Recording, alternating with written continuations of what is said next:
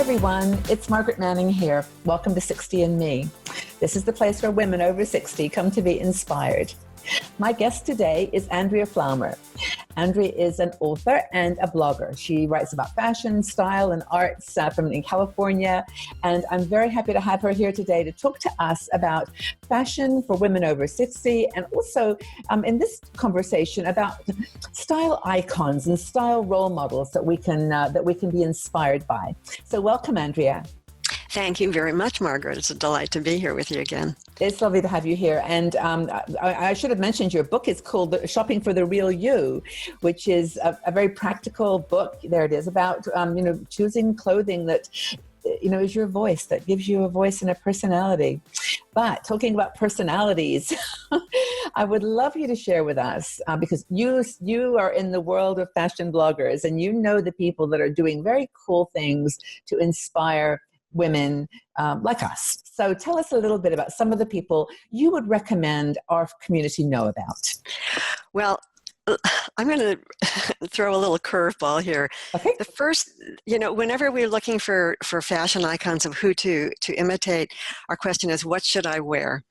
And the question we should be asking is, who am I? Yes. So yes. when we look to these icons, I always say, ask yourself, how much of their spirit do you also embody? So we love the way that they put things, right? We love the way they put things together, but we always have to ask ourselves, is that my expression too? So the first one I'm going to talk about is Sarah Jane Adams, who is a jewelry designer down in Australia. She is so much fun, and her style is extremely bohemian and playful and light, and she has such a artistic vibe about her. So Sarah Jane is one of the people that I just really admire. I think she's a lot of fun. She's a lot of what we call high-spirited and natural. So those are two of, and this is the point, is that we're not monolithic types. We all express multiple types of our style facets. Absolutely. So that's Sarah Jane. So tell me, do you have some of her jewelry that you can show us? Have you got anything you can show? Yeah. So I think something that Sarah Jane might wear. I think I would like her. Oh, yes, yeah. Right? Something with a lot of fun like this. It's got some little style on it. Yeah, I like it. Right? And it's got some ethnicity to it. And this ties in with another woman I'm going to mention that we all know of, or we should all know of, who is Iris Apfel. Yes. And Iris is amazing. What is she, 94 now, 95, something like that? She is a really amazing woman. I watched her documentary video, and like you said, clearly she's got a presence and a style. But what really came through was her life and her, like you said, her style and her attitude to aging. But let's talk about Iris. She's quite amazing. Yeah, she is amazing. And I think all of the ethnic jewelry that she wears, she's always been interested in textiles from third world countries. Right. And so this is like just a wonderful expression of who she is. And then another person who I know and you know is Dory Jacobson. Yes. Dory is the, founder of Senior Style Bible. And her story is so interesting because she lives in Las Vegas, and she was just, what is she now? I think she's 84. Yeah. And she's amazing. She was walking around town, and people kept stopping her and saying, where did you get that fabulous outfit? And that's something I'm going to mention. One of the things I learned from Dory is that, and I know this also from my friends from Italy and France, is that if you have a good handbag and good shoes, you can wear almost anything in between. Yeah. And so Dory does a lot of shopping at places like H&M and Zara. Inexpensive. You don't need to spend a lot on clothes. Totally. But Dory's style is a little more dramatic and more classic. So if Dory was going to dress up an outfit, she might go a little more classic with something like this. Yes, yeah. So it's also beaded, but it's right. Well, I must say, first of all, Iris Apfel, just to go back there, we actually wrote an article about her, and I'll put the link to her article about her so you can see, but she's one of the advanced style women who live in New York City and were photographed by Ari Cohen, I think his name is. Yeah, I think she was discovered by him. But I just wanted to make sure people knew that Iris Apfel. We've got an article about her life, and she's amazing. But Dory, we actually interviewed her here on 60andMe. Oh, wonderful. And she was wearing this black top that came over her shoulder. She's 84, and she has the most amazing neck and beautiful body, but so, just natural. And just so that people who don't know about Dory, we actually have some videos, but she was an ex-Playboy bunny. So that was why she could walk on really high heels, and she got used to that. So even now in her 80s, she wears these huge high heels, like you said. And that's the thing that people notice is her bold, kind of just beautiful. She's got a great physique as well. She's taken very good care of her body. She does. And one of the things that she told me was that she does Pilates 3 or 4 times a week. Mm-hmm. You can tell. It's amazing. Yeah. And I'll say something else. I wanted to mention that a lot of women who get older are afraid of showing their skin because it gets kind of crepey or something like that.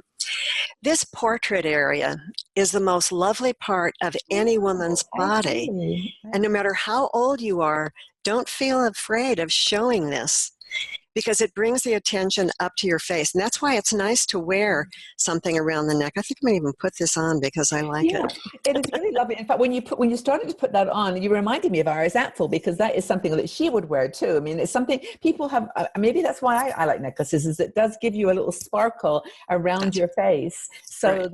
that's fantastic. So, okay, so we've got Iris Apfel, Sarah Jane Adams, and now Dory Robertson. Dory, right? Yes.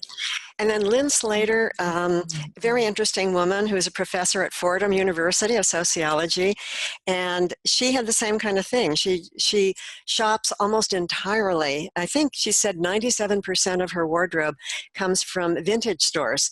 Yeah. So she wears couture, but she always buys it at vintage shops where she can afford it. Mm-hmm. She wears almost all black and white. Now, I can't wear much black near my face, and my whites are, different shade, but it's actually not a bad idea that once you find your style, if you get everything in a similar color, mm-hmm. you've got infinite combinations. The thing about Lynn is that she has a combination of a lot of drama and a little bit of high-spirited quality too.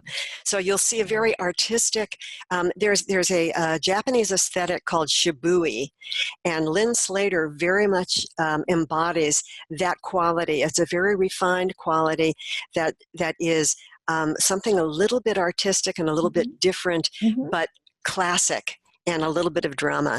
So Lynn Slater is another one I like to follow.